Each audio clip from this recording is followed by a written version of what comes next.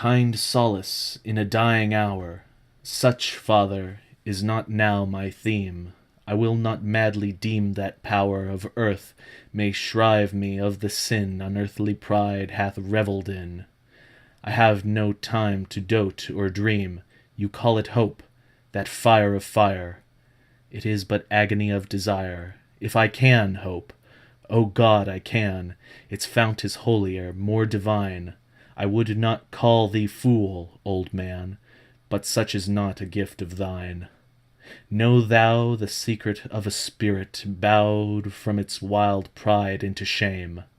O yearning heart, I did inherit thy withering portion with the fame, the searing glory which hath shone amid the jewels of my throne, halo of hell, and with a pain not hell shall make me fear again. O craving heart, for the lost flowers and sunshine of my summer hours, the undying voice of that dead time, with its interminable chime, rings, in the spirit of a spell, upon thy emptiness, a knell. I have not always been as now. The fevered diadem on my brow I claimed and won usurpingly. Hath not the same fierce heirdom given Rome to Caesar, this to me? The heritage of a kingly mind, and a proud spirit which hath striven triumphantly with humankind. On mountain soil I first drew life. The mists of the Taglay have shed nightly their dews upon my head, and, I believe, the winged strife and tumult of the headlong air have nestled in my very hair.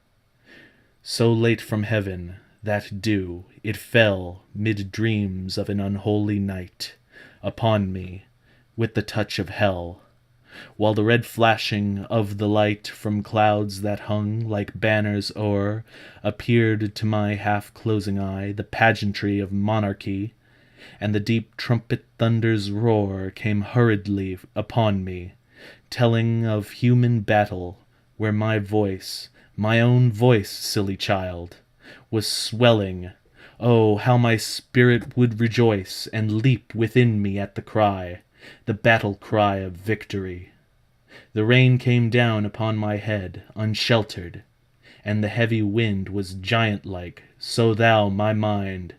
It was but man, I thought, who shed laurels upon me, and the rush, the torrent of the chilly air gurgled within my ear the crush of empires, with the captive's prayer, the hum of suitors, and the tone of flattery round a sovereign's throne.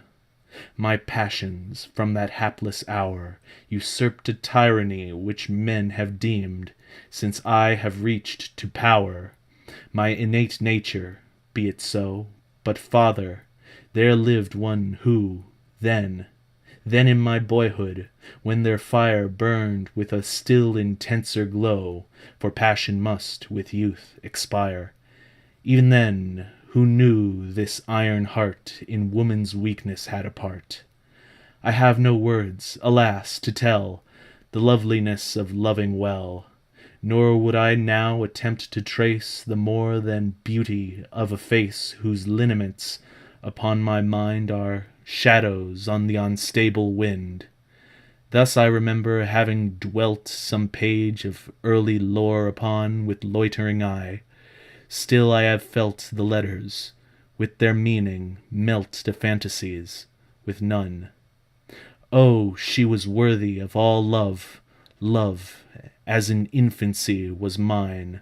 'Twas such as angel minds above might envy, her young heart the shrine on which my every hope and thought were incense. Then a goodly gift, for they were childish and upright, pure, as her young example taught. Why did I leave it, and, adrift, trust to the fire within for light? We grew in age and love together, roaming the forest and the wild, my breast her shield in wintry weather, and when the friendly sunshine smiled and she would mark the opening skies, I saw no heaven but in her eyes. Young love's first lesson is the heart, For mid that sunshine and those smiles, when, from our little cares apart, and laughing at her girlish wiles, I'd throw me on her throbbing breast, and pour my spirit out in tears, there was no need to speak the rest, no need to quiet any fears of her, who asked no reason why, but turned on me her quiet eye. Yet more than worthy of the love my spirit struggled with and strove, when, on the mountain peak alone, ambition lent it a new tone.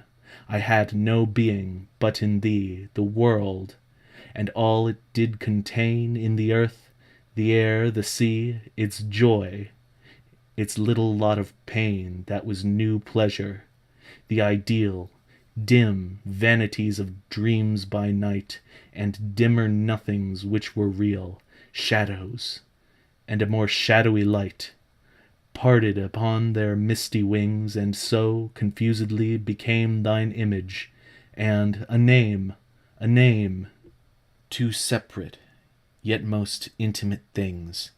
I was ambitious. Have you known the passion, Father? You have not. A cottager, I marked a throne of half the world as all my own, and murmured at such lowly lot, but, just like any other dream, upon the vapour of the dew my own had passed. Did not the beam of beauty which did while it throw the minute, the hour, the day, oppress my mind with double loveliness? We walked together on the crown of a high mountain which looked down afar from its proud natural towers of rock and forest, on the hills, the dwindled hills, begirt with bowers and shouting with 1,000 rills. I spoke to her of power and pride, but mystically, in such guise that she might deem it not beside the moment's converse.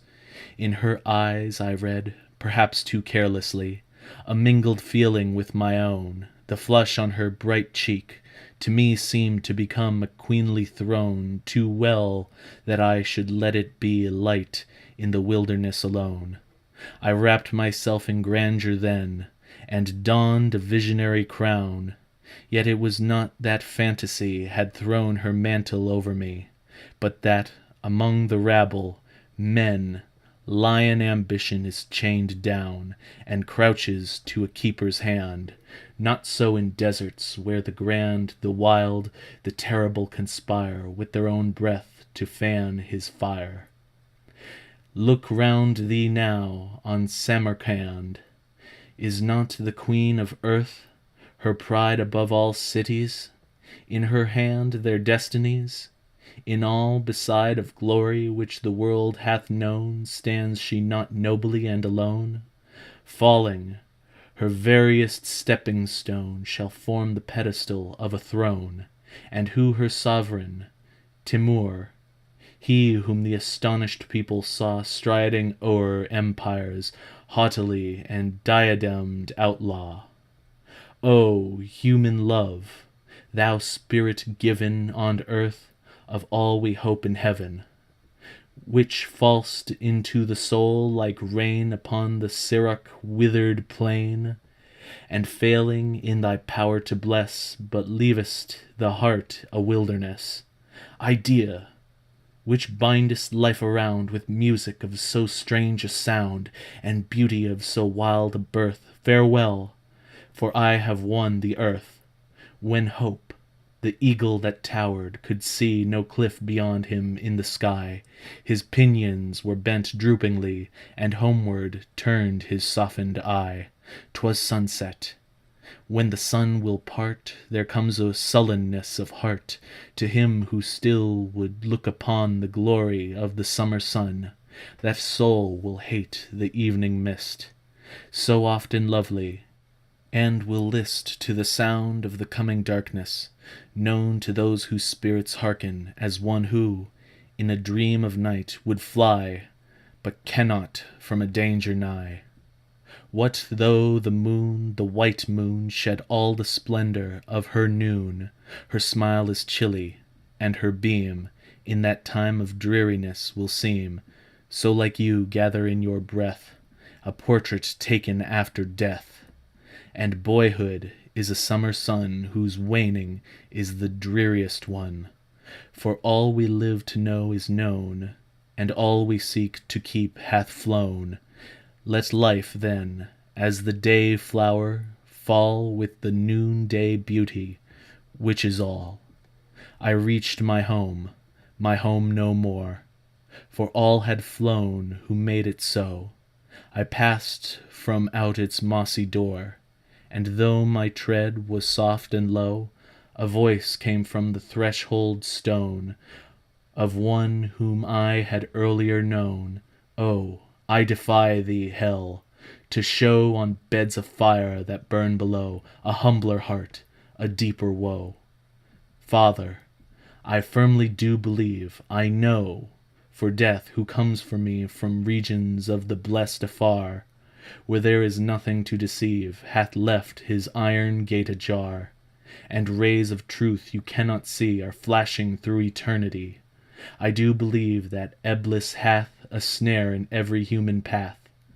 Else how, when in the holy grove I wandered of the idol, Love, who daily scents his snowy wings with incense of burnt offerings from the most unpolluted things, whose pleasant bowers are yet so riven above with trellised rays from heaven, no mote may shun, no tiniest fly the lightning of his eagle eye.